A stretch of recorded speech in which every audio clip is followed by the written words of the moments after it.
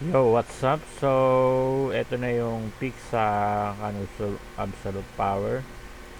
Install muna natin yung kan. So, I will post the video. Anuin ko na lang pagtapos na yung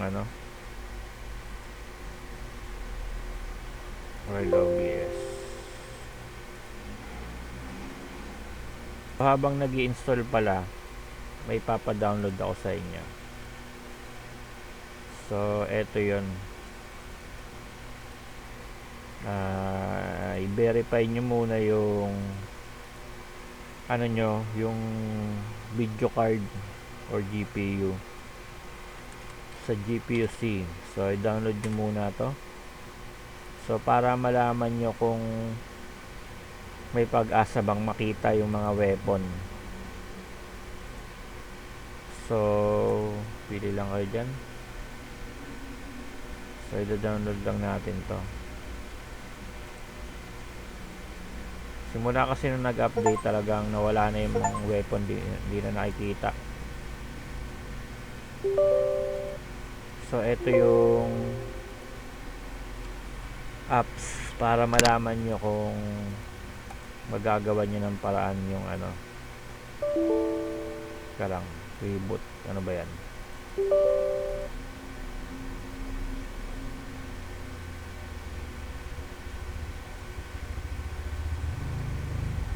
Ayan.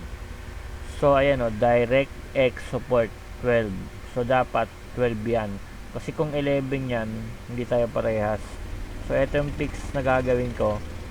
Pang DirectX support 12. DirectX 12. Ayan o. So, Windows 7 up to DirectX 11 lang. So, tingnan natin kung tapos na. So, tapos na. So, magda-download tayo ng file sa ksr.uk.to.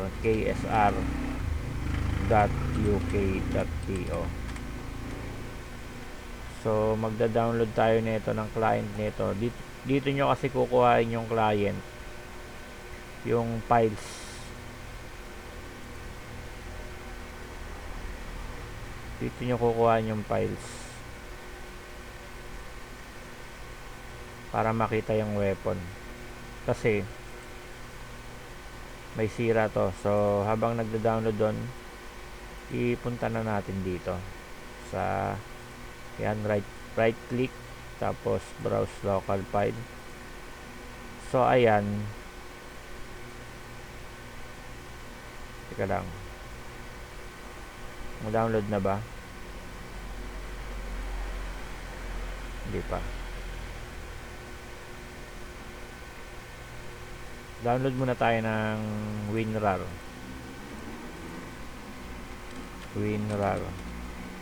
So, ano ko na lang to para hindi na kayo mag-download ng KSR kung ayaw nyo mag-KSR. So, dapat yung kasi sa KSR, dapat bago. Hindi yung ginamit nyo na KSR. So,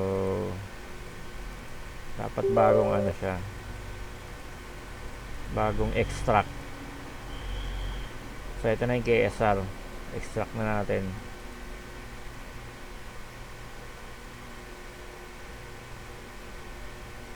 So, etong file dito sa KSR, huwag mo nang bubuksan yung KSR. Etong dalawa lang, ito, saka ito. So, ito, ipapadownload ko na lang to sa inyo. I-unzip nyo na lang. So, ito na yun. Ito na. So, pero nandito na rin siya sa media player ko. Ito. Fix no weapon. So, ipipaste ko na lang yung link. Para ang gagawin nyo, hindi na kayo need pang mag-download ng KSR. Ano to? Ano yung ko? Fix no weapon link direct D3D12. D3D12. So, ito na yung absolute power. So, ito yung kailangan natin. Copy lang dito. Tapos, ipipaste natin sa can folder. Ayan. And then extract nyo na to, extract here, yes to all. Ayan. So ito property nyo ganyan,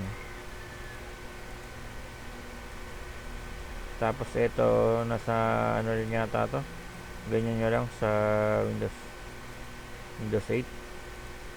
Ayan. So dapat ayos na to. Ito na.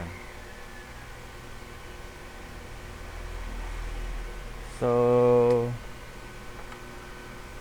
nakikita nyo ba? Ay, nakikita na pala. Meron ba akong sounds? So ito yung Pix No Weapon D3 D12. Ito rin naman yung laman nun eh. So start na natin. Ay ano pa pala. Ayan, so ayan na, DirectX Pay. Ayan o, D3 D12. D3 D12, nakita nyo yan, D3 D12. So may time niya na magko-close yan, so may time naman na hindi. Pag nag-close, tingnan natin kung magko-close.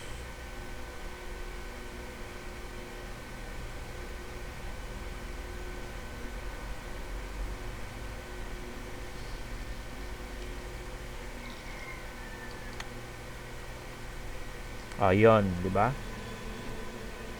Fix na. Ganda.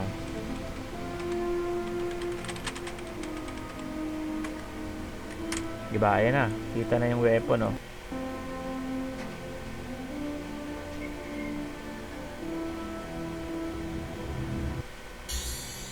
Oh, ganun lang. So, yun lang mga lods.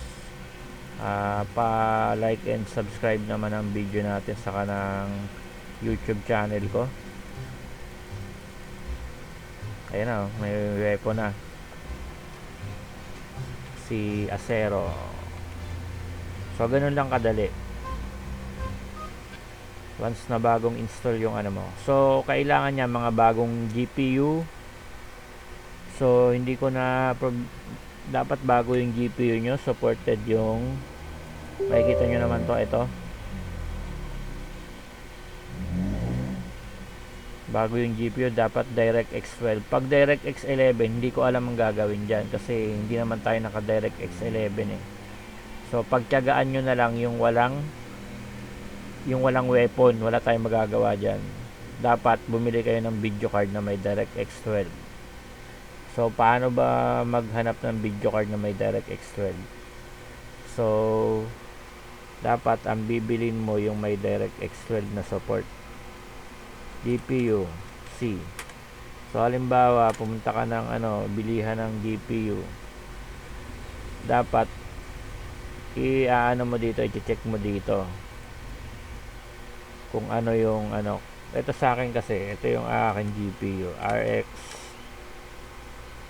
580. Ayan o, ito 2048 SP. So tingnan mo dito yung GPU nya. Ayan o, DirectX 12 supported 12.0. So etong dapat yung ito pinakamura na tong GPU, ano to eh, AMD sa Shopee. Sa Shopee ko lang to nabili. Ano to, Isurix, ganito,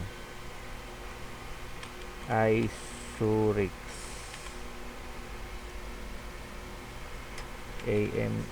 RX 580 2048.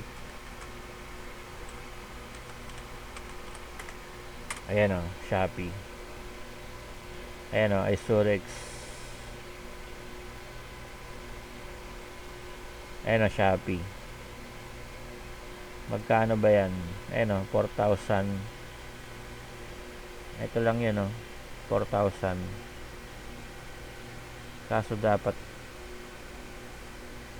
ito. Nasaan na ba? Isurex. Ito yata yan. Ayan. GDDR5. 4,000 na pala to.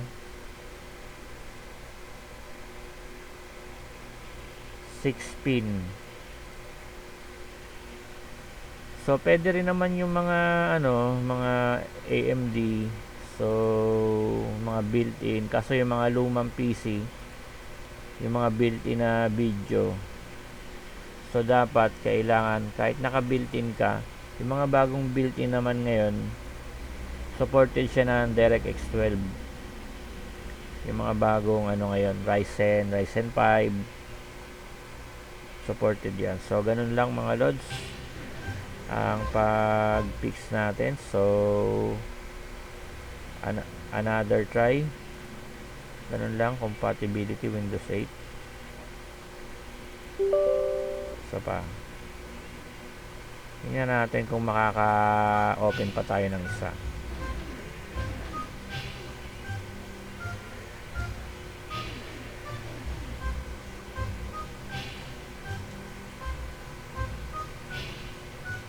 So remember, ito yung KSR. So dapat yung KSR nyo, yung hindi pa nagagamit, kasi pag nagamit na may edit na yan dapat yung bagong extract lang. Kaya ipopost ko na lang to. Yan ako yung link. Tingnan natin kung hindi nakachamba lang. So dapat hindi yan magko-close So wala tayong ginawa, pinaste lang natin doon. Pinaste lang natin, tapos watch nyo lang ulit yung video kung hindi nyo na check lang natin ulit kung makakalagin tayo ng pangalawa. Ano bang setting nito? Ayan naka high lang, pa default high na pala yan huwag nyo nang galawin yan diba? Napakadali naman. So ayan, may weapon. Kita naman yung ibang weapon kita, pero ito yung mga ganito hindi na makikita itong weapon na to. So maganda na rin yung DirectX 12. So basta tama lang yung ginawa nyo. Pagka reinstall ng CAN, ang gagawin ay extract lang. Saan na ba yan? Ayan, ito. Extract lang yan, extract lang. Tapos baguhin lang to ng ganyan lang. Wala na kayong ibang gagawin. Okay na agad yun. So yun ay kung ulitin natin kung DirectX 12 yung nyo, yung dito nyo. Ayan, nakalagay dito, ayan, support DirectX 12, tapos 12.0 kaya 12.1, 12-2 o kaya 12-01. So ganun lang mga lods. Thanks for watching. Bye bye.